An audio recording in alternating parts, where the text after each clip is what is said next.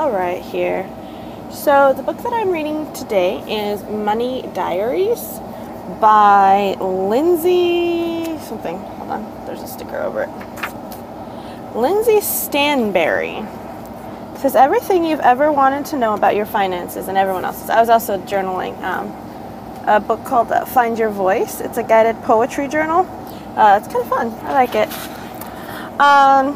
So what I have decided that I'm going to be doing, because a lot of the people that I talk to, it's too much to sit down and read an entire book. Whether it's, there's two different types. It can be too much because you don't know the subject matter and so your brain's just trying to process it, or it can be too much just because you get bored, and some people don't have the self-discipline to keep reading and studying through the boredom. So what I figured I'm going to start doing is reading the books, but having it only a few pages at a time, like literally just 2 or 3 pages at a time, and giving my summary of what it is. And also basing this off of the work of John Elliott, who did the Maverick Mindset. He does talk about how it's great to do small bits. You study for a little bit and then let your brain recover. It's like when you're working out. You don't go from not being able to lift anything to bodybuilder by going up and lifting a 200-pound weight. That's not realistic. You got to remember, our brain is, hold on, I think that's too much noise. There we go. Our brain is a muscle, and so we need to treat it with the same respect as we would show any other muscle. So we're going to do just small amounts at a time. Chapter 1, Life and Money, or How to Afford Life. I love to talk about money, but until we launched Money Diaries in January 2016, sorry, you probably hear the train out here in Laredo, I didn't really know that other women felt the same way. The runaway success of the series, where millennial women share the intimate details of their financial lives, clearly struck a nerve. Okay, so apparently this Money Diaries is as something bigger than just a book. So that's the first thing that I would get from the very first chapter, is to go ahead and look into this more. Look into this more. And I am an absolute huge advocate for writing in books. Writing in books, folding down pages, really getting involved with it. And I have had a number of books. I loved used bookstores, because I've had a number of books where I grab the book and somebody has written something, they write their own little notes in the side, and it helped, it added. You have to remember, a book is literally just someone's opinion. That's it. It's just someone's opinion on a subject. That is all that it is. And when readers before you go ahead and write their notes, they're giving opinion as well. It's a community. So I absolutely advocate, get a paper book, write in it, empower the next person who's going to hold this book, and then donate it away to a friend or to a used bookstore. I mean, I am 100% of the belief that we can make each other stronger through books. So we're going to keep reading. It's probably not that surprising. After all, it's fun to read Money Diaries because we get a peek into someone else's world. We marvel at and judge the diarist as she navigates her week, spending too much on avocado toast, or dutifully meal prepping on Sundays. Okay, I have an issue with that, because right there she judged, and I don't appreciate that. Spending too much on avocado toast. If you're being healthy, if your focus is on health, then it's not too much. If you're living, what I advocate is the living on cash flow lock. If you're locking at, say, 40 to 60% of your income, that's not too much. I don't appreciate how it's implied, especially how she follows it up, or dutifully meal prepping on Sundays. That to me just sounds like 1950s subservient. I really wish people would get away from that mindset. Absolutely. I just, that struck a nerve with me. We admire those who set aside more than 10% for retirement, or are aggressively paying down student loan. Why would you do that? Why would you do that? Oh my gosh, I don't admire that. Absolutely not. No, no, no, no. Okay. Setting aside 10% to retire off of is ridiculous. That's just a savings. That's 100% a savings. And what is your return going to be? When I syndicate the acquisition of multifamilies. That's my side passion. And I want to give my investors between an 8 to 13% return, depending on how big or how small the investment is and what it can hold. So setting aside 10% of your income in a retirement account means it's like you're putting it in like an IRA. What the hell are you going to get from there? Like maybe 6 if you're lucky? That's ridiculous. Or aggressively paying down student loans. Why the hell would you do that? Why in the world would you do that? If you're aggressively investing money somewhere, invest it in your own business. Instead of paying that student loan payment, make that payment into building a business that's going to be generating an income, so then you can pay off the student loans. So this is telling me where the reader's mindset is. She's a very, very poor mindset, which is sad because she's out here openly admitting that she's giving money advice. You know, this is why the poor get poorer. They listen to poor people. Okay, guys, I'll have to get back to you on that one. Yeah, nice. Okay. We finally get an answer to the question that nags many of us. How do they afford their lives?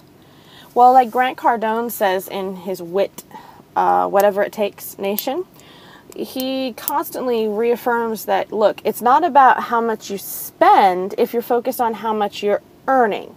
Now, I am of the belief that they're both important. It is important to know what you're spending on and what you're earning. But as you guys know from me, I do the living on cash flow. I do the separate accounts.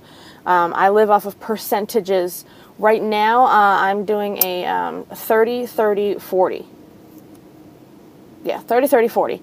40% of my income just goes straight into raising capital. You can call it a savings fund for now. I raised up capital until I got about 20 to 50,000 that I can invest of my own capital back into another real estate project. 30% is for building this business that you see here, my speaking business. It's been a lot of finding myself. You know, I'm the investor diva, and I've gone through many different phases over these last 5 years that I've been the investor diva, and it's great. It's fantastic. I don't consider any of my experiences to be a failure whatsoever. I mean, even this week, I've had multiple different tries. I went to do a gray hair, which I don't know if you can see, and I said bluish tint, and it came out Smurf blue. So then I had to dye it blonde, and then I got, oh, you're so sexy. That's, you know, there's 8 billion people on this planet. Like, seriously, put it in your pants. Like, there's no need to procreate anymore, okay? So just stop that. I'm not trying to get you to fuck me. I'm trying to get you to expand your mind, and I'm trying to get you to grow and, you know, become a more competent citizen, not just copulate. So we're going to read the next chapter. And I want you to see, I've only done 2 paragraphs so far. And I want you to see this. This is why I started this, because people were asking me, how do I get so smart? How do I read so many books? It's because I understand that every book is just someone's opinion. To me, picking up a book is an engaging conversation. It's full and it's vibrant, and I love it. So, paragraph number 3. I imagine a lot of you opened this book for the diaries, but I hope you'll stay for the education and frank conversations about personal finance. Though most of us care a lot about our money, it's still a rather unpopular conversation topic. In a 2017 Refinery 29 survey, oh, okay, it says Refinery 29 on the front, so that's something else I can look into. It's something else I don't know. We found that only 18% of millennial women talk about money with their friends. 18%? Okay, if you're not out there talking about your money, like how to be intelligent about it, not just how you're spending it, do it. Start doing it right now. Absolutely. The only way we learn is if we speak. Oh my goodness. 18%. That's atrocious. Talk about money. Talk about money.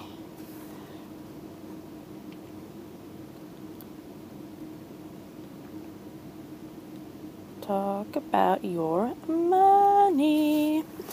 And this also goes for, you know, I'm a long haul trucker, so I can't can't be out of my truck for more than 5 minutes at a time without being asked out by another guy.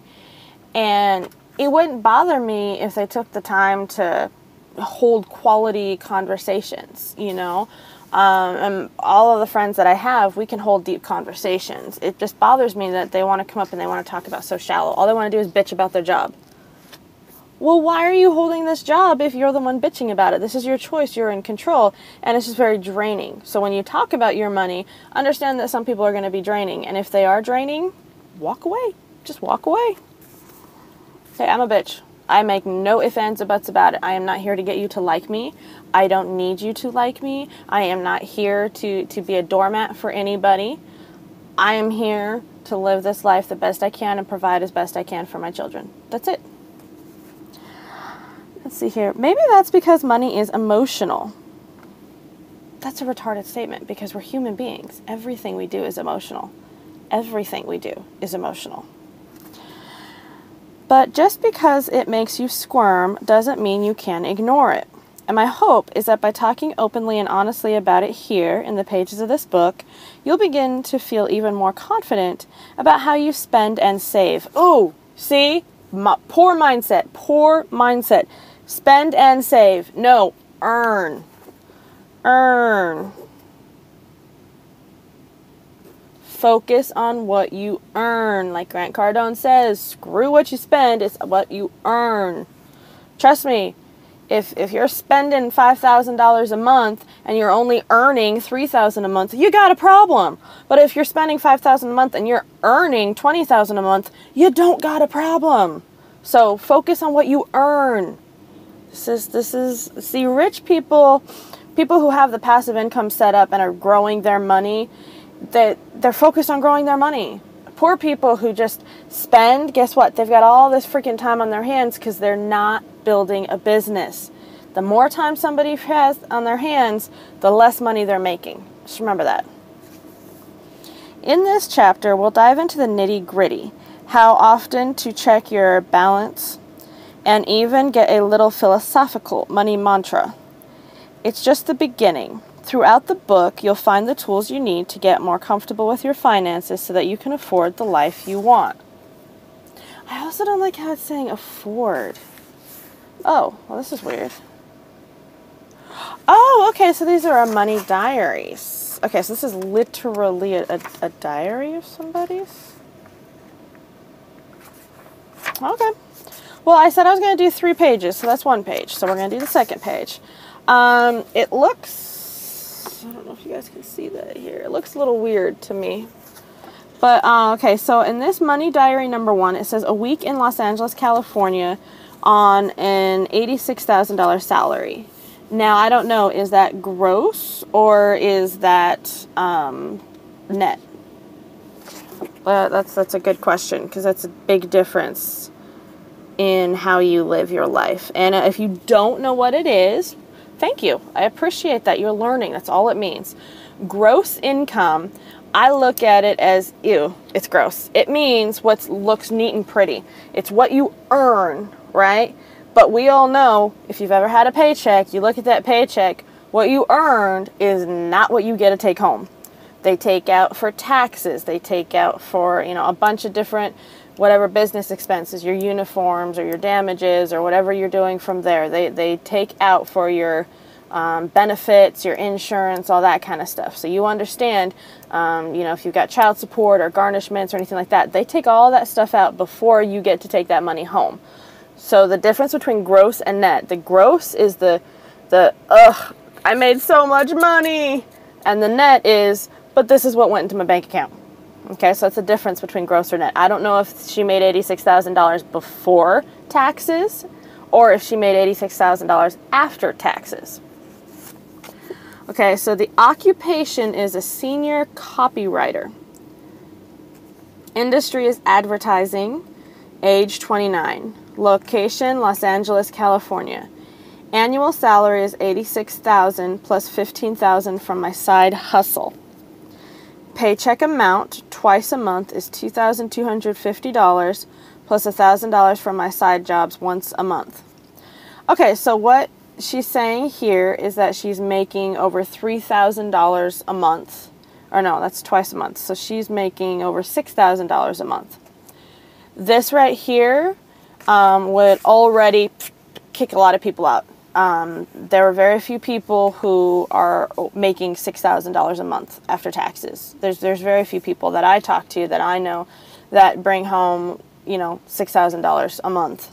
So for her very first example, she's already alienated a huge amount of people.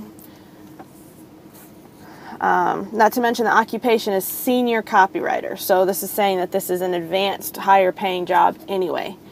And my focus is on my coworkers, you know, the people I grew up with, working at Wendy's, working at Pizza Hut. You know, you're making minimum wage, being a server. I mean, I know what it's like to take home maybe $20 a day. That's a hard life to live. And those are the people that I'm trying to help educate and move forward with.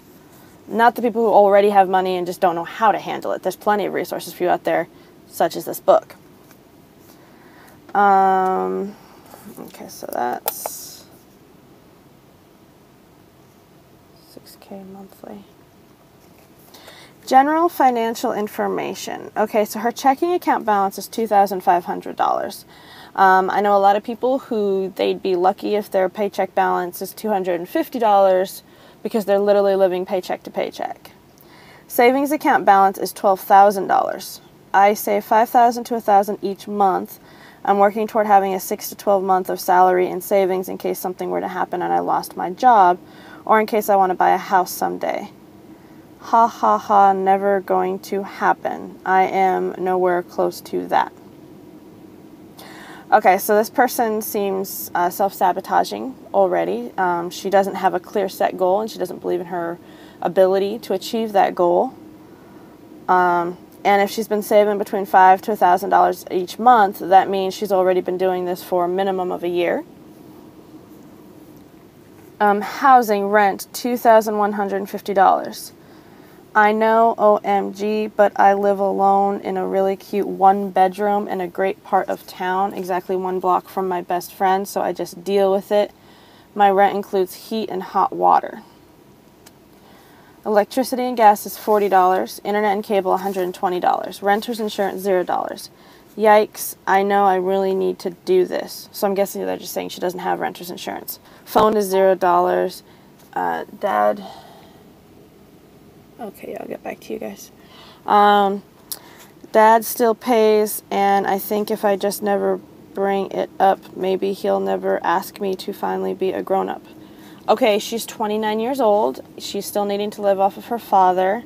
She is paying $2,150 in rent, not even in mortgage, so she's not building up any equity. That's the summary for her house.